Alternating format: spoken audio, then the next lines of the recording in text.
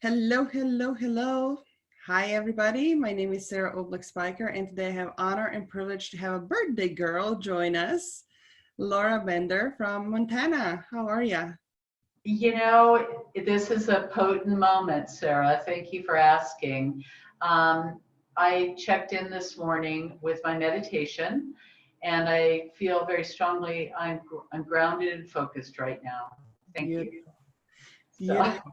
So, for those of you who have not met Laura before, she is a pioneer woman in the field of combining mind, body, and fitness. And the reason I wanted to share her insights with you, and she graciously agreed to be here, is because, like we were just talking before hitting the record button, you said this is the most incredible time right now when we have so many opportunities to express ourselves on a whole new level, to take a look from a different perspective, and to really feel the gratitude for things that are waiting for us on the other side when all this uncertainty and all the craziness lifts up. mhm. Yes, absolutely. We're in a really potent moment in our history, and never before have we seen such a moment. But this is really powerful because we have the opportunity now to really create a better version of ourselves, a better version of ourselves. And I was sharing with Sarah earlier that no longer will we take a handshake for granted, or the hug of a dear friend, or the sound of a crowd, or the kiss of our lover. Mhm. And so this is a really amazing moment. It's a moment where we have an opportunity to step into faith and not to step into fear. And honestly, this moment for all of us, it's a moment to really move with love and faith. Absolutely. I love the way you express that, which makes me believe that not only this is not your first rodeo, but you have been through some quite turbulent times in your life where you were forced to dig deep and find that certainty and find that strength within yourself that no matter what's going on around you, you can focus on the light. You can be that light.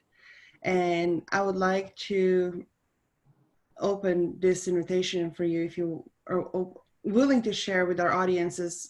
You and I both serve leaders right now, and leaders, global leaders, business leaders, transformational leaders. Many of them are facing great pressure and looking to find their own strength and their own anchoring when so many people are looking up to them and are depending on them. So, what has your story been that brought you here, and what from your own experience can you share with those leaders who are just carving out their own way to being that light? Well, you know, I've been on the planet for 62 years, and I have, I think, a very deep and rich history because I brought personal training to the state of Montana. So as a leader, and I believe my style really, I described to you before, Sarah, is to go through the jungle with a machete. So, so what I will say is that, in my lifetime, I've had some very big failures. Um, and this is part of being a leader. Being a leader is a very lonely place. Mhm. We definitely are wired differently from the average bear. And it's true, there are many people that rely on us, but we have to come back to our soul purpose, to our deep purpose, to the power that's breathing you, what's inside of you that you've known has been there your entire life. And so I think that starting with my foundation was 1989 when I couldn't make any money. I mean, I couldn't make any money. I had graduated with a degree as a teacher and no one would hire me. And I wanted to pay bills. I wanted a better life for my husband and myself. At that time, we were just kids. We were 22. And so I thought, what is one thing I can do with what I have right now? And there was this new thing called personal training. I used to stay and look at Shape magazines, right? And there it was. It was personal training. So I said, I'm going to do that. I'm going to bring that here. And if you're a leader, that's what you think too. That's how you're wired. Yeah. At every moment in your life, you said, I'm going to do that. I'm going to take that chance. I'm going to take that risk. So one thing I want to share with you is uncertainty, my beautiful, beautiful goddesses and leaders, is not new to any of us. We have lived in uncertainty our entire careers because Yes. you never knew. Yes. I mean, even if you had the formula, okay, because we all do, okay, here is the outline, here are the goals and the objectives. Yep. What you know for sure is you didn't need all the lights to back the car up. In fact, the things that came at you were really the catalysts for your great success. And this time is potent, it's scary, it's real, but it is really the same thing. Yes. There's Oh, I love you for saying that so much, Laura. So when we're talking about getting back and reconnecting yourself, how can one do that, especially when it's so easy to kind of say, you know what, I don't have the time right now. I really have to rush out there. I really have to serve my community, serve my clients, serve my team, be there for my family. I mean, 24 hours are nearly not enough. And especially for those of us who are highly achieving women, we know the teeter-totter of, yeah, I could really use some meditation right now and exercise, but I don't have the time for it. I'll just push through it. Well, here's the deal. In order for you to be well, you've got to feel your glass. And what we don't recognize when we're in the eye of the storm, when we're crossing the T and dotting the I, and we have all these people relying on us, is that we're slowly emptying our cup. Mm-hmm. So the easiest thing that you can do is take time just to breathe with your eyes closed. Just stop, observe. Mm-hmm. Actually, interestingly enough, one of my great teachers, David G., created an acronym for this. He calls it SODA. And it's in his book, I believe his last book that he wrote. No, it was his second book called De-Stressifying. And in that book, he mentioned me as a fitness guru, which I thought was kind of funny. But what he said, which is really cool, is that it's S, you have to stop. O, observe what's happening in you. You're going to feel this, right? Because we have all this crazy thing going on. It's dissipating our energy, and it's depleting us. Okay? So you have to observe. And then D, okay, you want to detach. So close your eyes, and you want to just take some very slow breaths in and hold them and breathe out. And do about 5 or 6 of those, and just notice what you're noticing. Yeah. Notice how your body feels. And then A, awaken to a better version of yourself. Because right now, we're kind of, you might be a person that's an overachiever like we all are, and we get into this crazy making, into this crazy. And just taking that moment to stop and breathe, your body's going to be freaking out, right? Because you're doing this. But it's really potent and powerful just to take that moment. And it's healing too. It slows you down, it grounds you, and takes you back down to the foundation of your emotional intelligence. Okay, self-awareness, right? Yeah. And speaking of self-awareness, you and I had a discussion before that so much is being said and done about it, and so many books have been written. And I just listened to Brene Brown. She said how unsettling is the fact that her books are in the self-help section. It's just saying you can't help yourself, you know, because in order to see things, in order to go through the change, you cannot facilitate it for yourself because you don't see your blind spots to begin with, and then going beyond the zone of comfort. So when we're talking about the self-awareness, what do you recommend to anybody who's listening right now? Um, what are some of the best practices that you have found, that you have experienced, and you're sharing with your own clients in order to really practice the self-awareness and master that mindfulness? Mhm. So what I'm hearing you say is that Brene Brown was talking about the self-help section and how crazy it is. Is that right? Okay. I just want to get a point of reference. Um, I want to address that first. So it's honestly, I can't speak for men, right? Because I'm not a man and I'm not the self-help representative of every woman. But what I will say to everybody is that it's in our nature. If I fix me, I can fix everything else.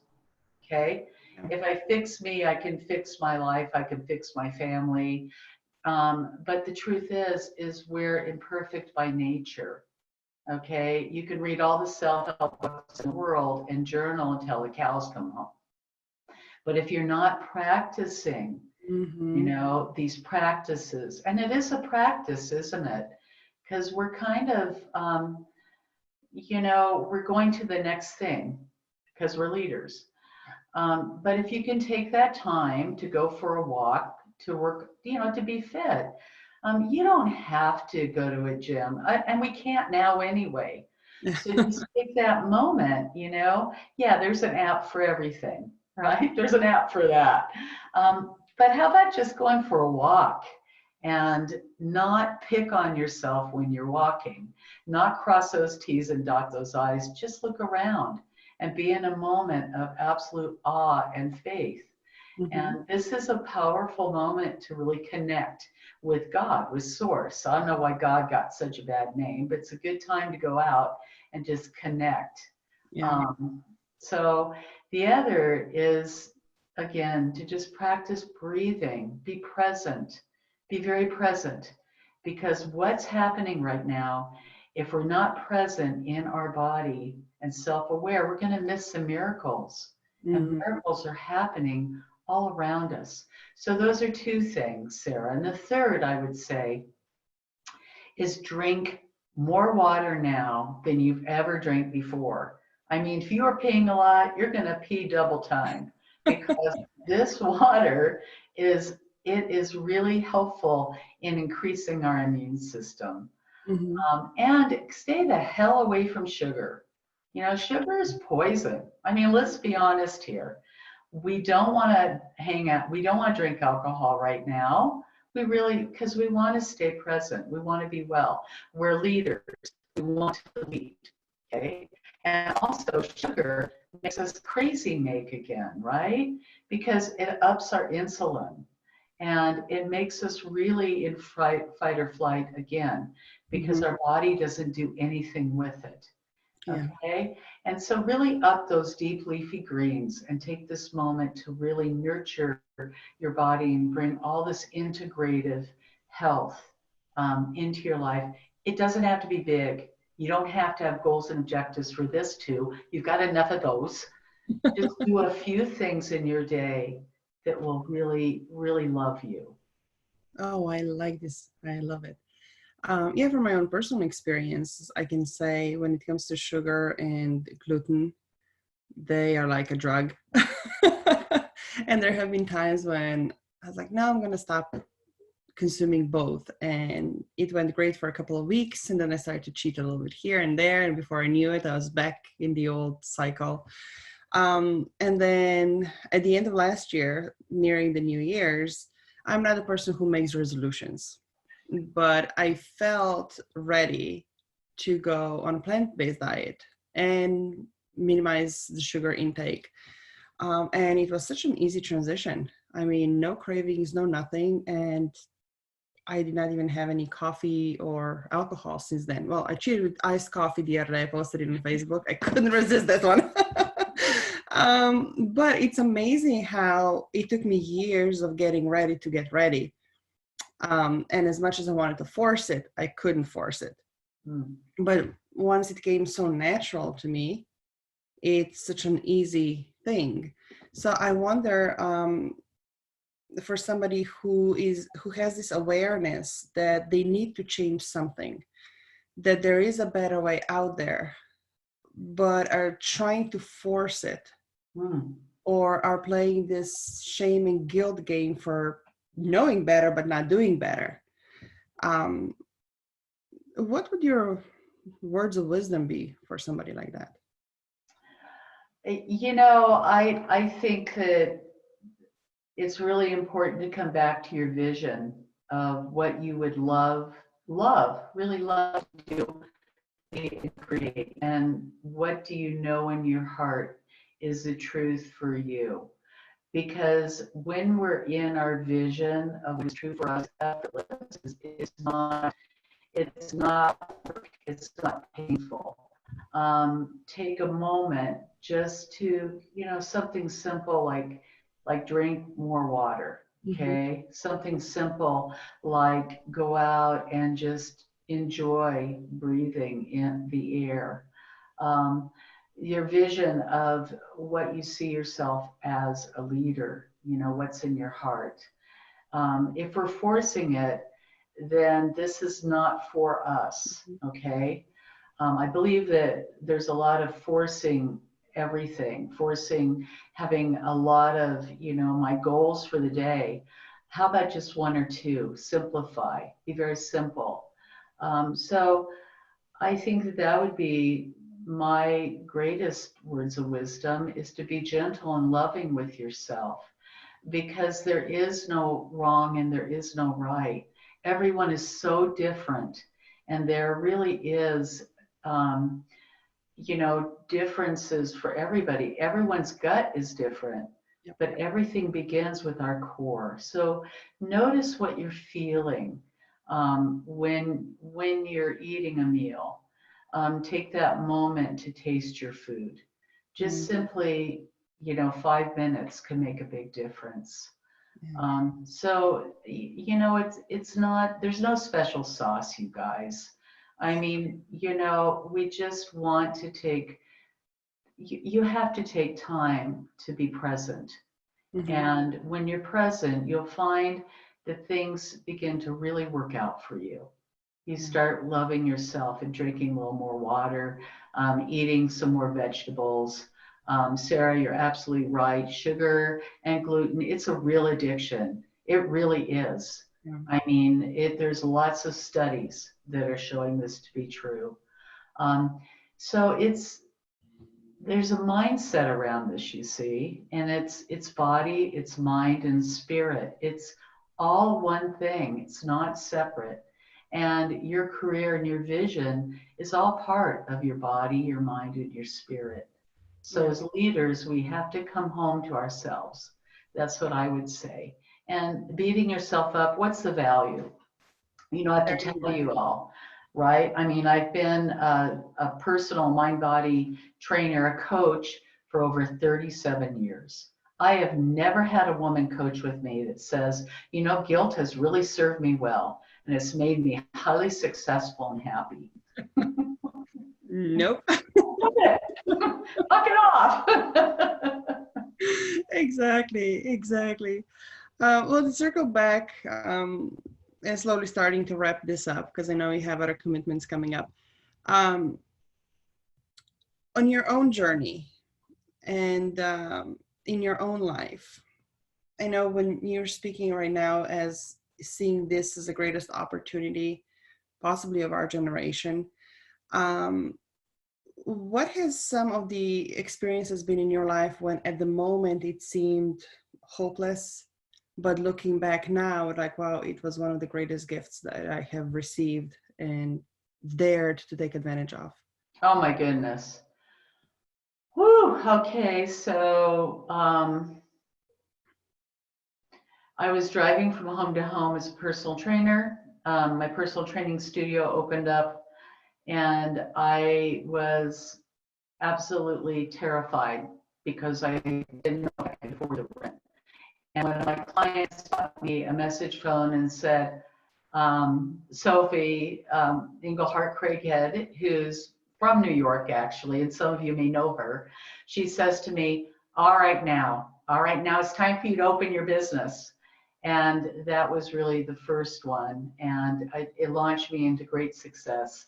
I had many years as a highly successful trainer, personal trainer. And then when I was diagnosed with breast cancer, I was 40 and I thought I was going to die, and at that moment, I realized that the Creator had gifted me with this body as a profession. So I promised that I would learn how to swim and do a triathlon. If it, we all negotiate with God at times like this, and if it wasn't in my breast. And so I made myself go to the pool and learn how to swim. And that launched me into understanding that there's absolutely nothing I cannot do if I put my mind to it.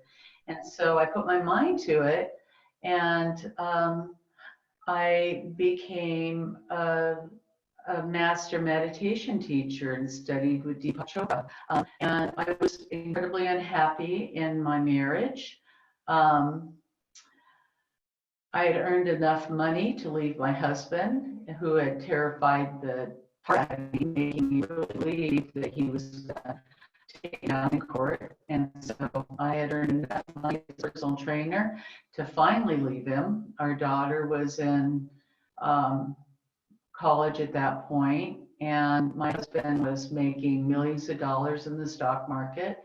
I had given him $400,000 that I'd made in my personal training business. And luckily I come from a mama who told me to stuff money away too. So I'd stuffed about $50,000 in a bank account.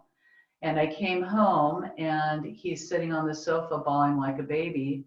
And he says to me, he lost everything we had in the stock market, including the $400,000 that I gave him. At the time, I was 65 years old. And it was a holy shit moment. And I said, oh my God, what the hell am I doing now? I'm 55, one client, 1 hour is going to cut it. And so that was a moment in my life when I realized powerfully that the reason why I had a waiting list as a mind-body trainer wasn't because I was a great fitness trainer. It was because I was an amazing mindset coach. Mm. And that was the day everything changed for me. And I turned failure again, yet once again, from a stumbling block into a stepping stone, and made back all the money that my husband had lost in the stock market. Of course, I put a futon down in my studio and again negotiated with God that my marriage would evolve and change, and so would my husband. And luckily, he made it a conscious decision to go to counseling. And consequently, here I am now, 62. God, how long ago? 7 years later. And helping women all over the United States kick fear to the curb and really dive into their version of what they would love. So everybody know one thing for sure. This is a valuable moment of change for all of us. And we have great opportunity here to really be a better version of ourselves. So. Thank you. On that note, thank you, Laura, so much for being here and for sharing all of this with us. What are some of the best ways for the audience to get in touch with you and to learn more and to take the next step? So if you would love to get a hold of me, you can go to dreamsbybinder.com and you can just fill out a contact form. And I'm really happy and grateful to talk to each and every one of you. And also, Sara, you have my Facebook page link, I believe. Mm-hmm. And Sara will also help connect you to me. So yeah, it was such an honor and a blessing to be able to share with all of you today. And Sara, you are such a bright light in the world, and I want to thank you for reaching out to me. You're a gift, and this was one of the best birthday gifts. Today's my birthday, and thank you for this birthday gift, everybody. And yeah, I'm sending all of you a virtual hug and um, virtual gift of love this day. Thank you to each and every one of you for being here. Sending you love. Thank you.